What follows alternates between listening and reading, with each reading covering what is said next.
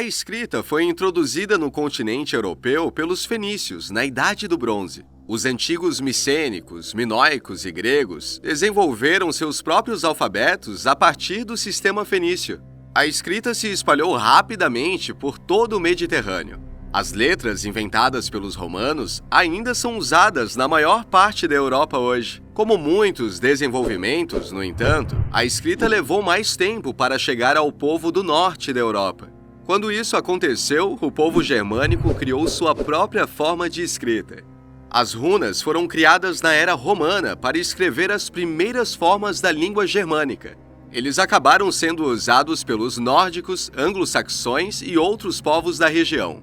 Se acreditava também que os segredos da leitura e da escrita guardavam os segredos mais profundos. As runas estavam associadas à magia, sendo usadas em encantos ou invocando os deuses. Essa conexão não foi totalmente perdida na era moderna. Após centenas de anos de uso prático, as runas estão mais uma vez sendo escritas em encantos, feitiços e orações ocultamente. Por volta do século II d.C., o uso da escrita se espalhou por grande parte da Europa. Porém, um sistema de escrita ainda não havia sido concebido no norte da Europa. As tribos germânicas não tinham como registrar sua própria história e mitologia. A maioria dos estudiosos acredita que isso mudou depois que essas culturas entraram em contato com os romanos. Alguns, no entanto, pensam que a escrita germânica foi mais inspirada pelos sistemas de escrita pré-latinos do norte da Itália. Há evidências de escrita etrusca que documentaram nomes germânicos já em 200 a.C., mas nenhuma escrita das próprias tribos germânicas foi encontrada com data anterior a 150 d.C.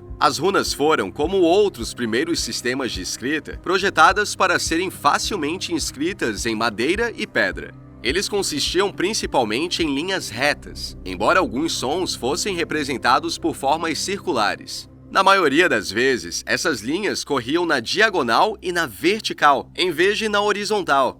Essas linhas eram frequentemente endireitadas quando esculpidas em pedra ou escritas em pergaminho. Dessa forma, as letras rúnicas podem parecer diferentes, dependendo do meio em que foram esculpidas. Esses recursos são comuns nos sistemas de escrita europeus. O latim primitivo, por exemplo, também usava linhas diagonais pelo mesmo motivo, mas elas foram endireitadas na maioria das letras maiúsculas que usamos hoje. Quando as primeiras runas germânicas foram desenvolvidas, a família linguística era muito mais unificada do que é hoje. As línguas germânicas hoje são divididas em duas famílias: o germânico do norte, que inclui os idiomas da Escandinávia, e o germânico do oeste, que inclui o alemão e o inglês. Um terceiro grupo, a família germânica oriental dos godos e vândalos, está agora extinto. Porém, no século I e II d.C., essas divisões estavam apenas começando a se formar. As línguas germânicas estavam muito mais relacionadas do que estariam algumas centenas de anos depois.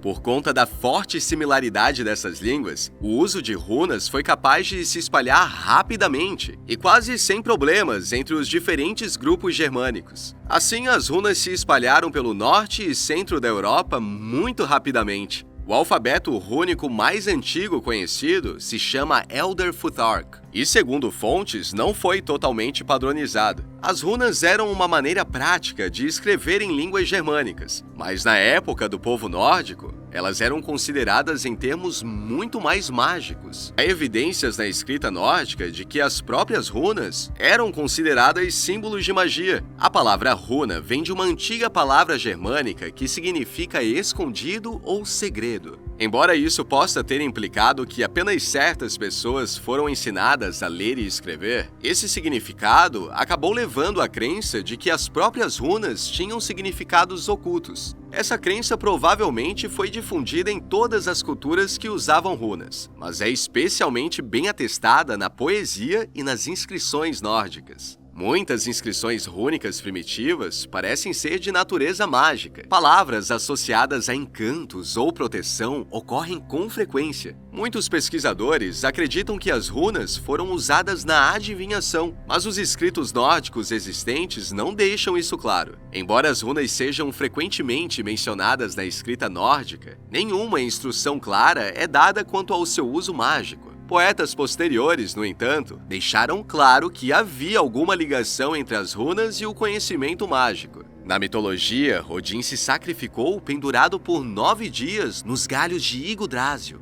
No final de sua aprovação, ele adquiriu a sabedoria e segredos das runas. O sacrifício de Odin e o conhecimento que ele obteve geralmente é interpretado como um ritual xamânico. Nenhuma das fontes, entretanto, especifica que tipo de poder mágico as runas representavam. Um poema da Edda Poética inclui as runas no uso da magia pelo deus. Para ressuscitar um homem dos mortos, Odin diz que usou uma música que aprendeu com Mimir, além de runas. A partir dessas fontes, a extensão em que as runas foram usadas na magia não é clara. Tanto nos mitos escritos quanto nas evidências arqueológicas, parece que as palavras escritas em runas, em vez das próprias letras, teriam uma conexão com os segredos ocultos da magia Seidr. Embora as runas estejam mais associadas à Escandinávia da era viking por muitas pessoas modernas, elas foram usadas por centenas de anos em grande parte da Europa. E como outros sistemas de escrita, eles evoluíram ao longo do tempo.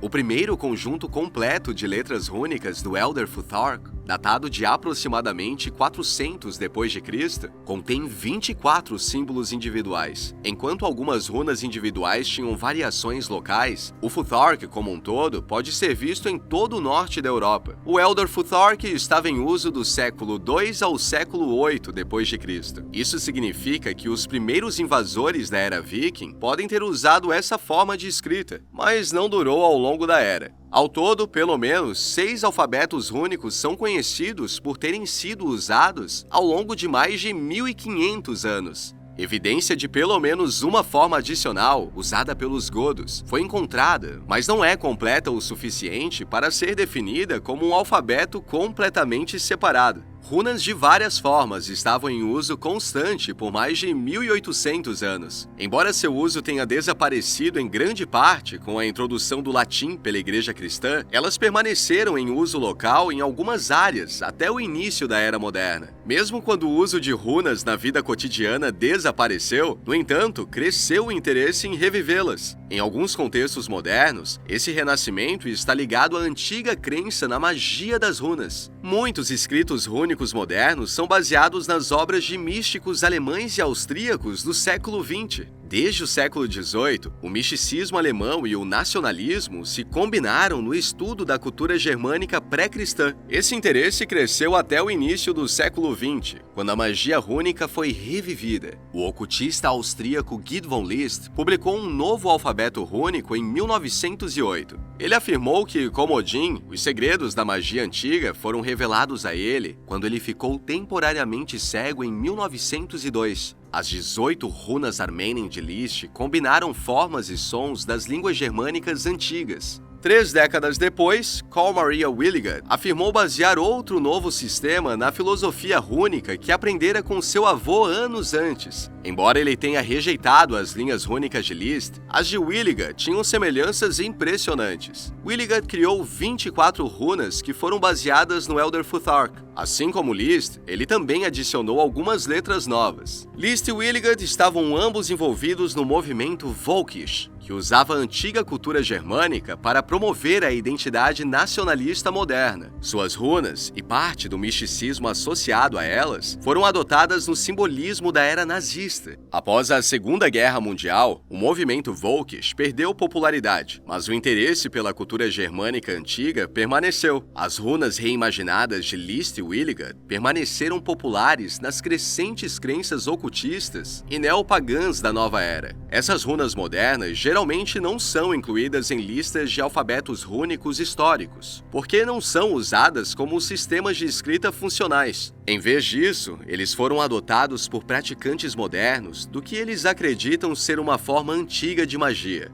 Desde a década de 1980, vários livros foram publicados detalhando como usar essas runas na arte da adivinhação e em lançamento de feitiços. Um número crescente de neopagãos contemporâneos tem buscado esse antigo sistema de escrita e seu possível uso na magia como inspiração para suas próprias práticas religiosas. Além de seu uso na cultura germânica, as runas também chegaram à cultura popular mais difundida. O gênero de fantasia foi popularizado por Tolkien em meados do século XX. Os contos de Tolkien sobre a Terra-média, no entanto, não foram inteiramente criados em sua própria imaginação. Tolkien era professor de filologia, ou linguagem oral e escrita. Ele estava particularmente interessado em como a língua inglesa se desenvolveu ao longo do tempo. Por causa desse foco acadêmico, Tolkien leu várias obras em línguas germânicas mais antigas. Ele estava muito interessado no folclore e, de acordo com alguns relatos, aprendeu nórdico antigo especificamente para poder ler a Edda poética em seu idioma original. Tolkien começou a criar suas próprias línguas com base no que havia aprendido dos escritos históricos da Grã-Bretanha, Escandinávia e Alemanha. As línguas que ele inventou encontraram seu caminho em seus romances de fantasia, como as línguas dos elfos, anões e homens da Terra-média. As linguagens de Tolkien eram incrivelmente detalhadas. Além de regras gramaticais completas e um amplo vocabulário, ele também desenvolveu um sistema de escrita para cada um. Na Terra-média de Tolkien, a primeira escrita foi criada pelos elfos. Como os alfabetos do mundo real, eles evoluíram ao longo do tempo, tanto em sua própria cultura, quanto nas de outros grupos que os adotaram. Esse sistema de escrita foi amplamente baseado em runas anglo-saxônicas. Tolkien realmente usou essas cartas historicamente precisas nos primeiros rascunhos de O Senhor dos Anéis, antes de substituí-las na publicação. Mesmo quando substituídas pelo alfabeto que ele chamou de Cirth, essas letras ainda são reconhecíveis como runas. Isso é especialmente verdadeiro nas imagens dos anões. Os anões de Tolkien foram baseados tanto na mitologia nórdica quanto no folclore germânico. Eles viviam principalmente em vastas minas subterrâneas, assim como os primeiros desenvolvedores germânicos do Elder Futhark. Portanto, os anões de Tolkien projetaram suas letras para serem esculpidas em pedra, ao invés de escritas em pergaminho ou papel. O resultado foi um sistema de escrita que, como Elder Futhark, foi feito quase inteiramente de linhas retas, enquanto os elfos e humanos da Terra-média adicionavam curvas de minério e embelezamento às suas letras. A escrita dos anões permaneceu mais próxima de suas origens anglo-saxônicas. Os escritos dos elfos imaginários de Tolkien parecem quase idênticos às inscrições que datam da Grã-Bretanha medieval e da Escandinávia. Como os trabalhos de Tolkien estavam entre os primeiros populares e altamente desenvolvidos no gênero de fantasia, eles influenciaram fortemente os trabalhos posteriores. As maneiras pelas quais ele retratou as culturas de seu mundo de fantasia, incluindo suas linguagens e sistemas de escrita, foram um padrão para o gênero por quase um século. Como resultado, livros, filmes e jogos de fantasia continuam a usar imagens de inspiração germânica para anões. Franquias de videogame do século XXI, jogos de mesa, filmes e programas de televisão quase universalmente retratam anões como usando um sistema de escrita que é quase idêntico aos dos anglo-saxões do século VII ou VIII. As runas e o seu verdadeiro sentido e propósito, muito provavelmente, nós nunca saberemos. No entanto, sempre haverá novas ideias e inspirações a respeito delas. Mas e você? Qual sua opinião sobre as runas nórdicas?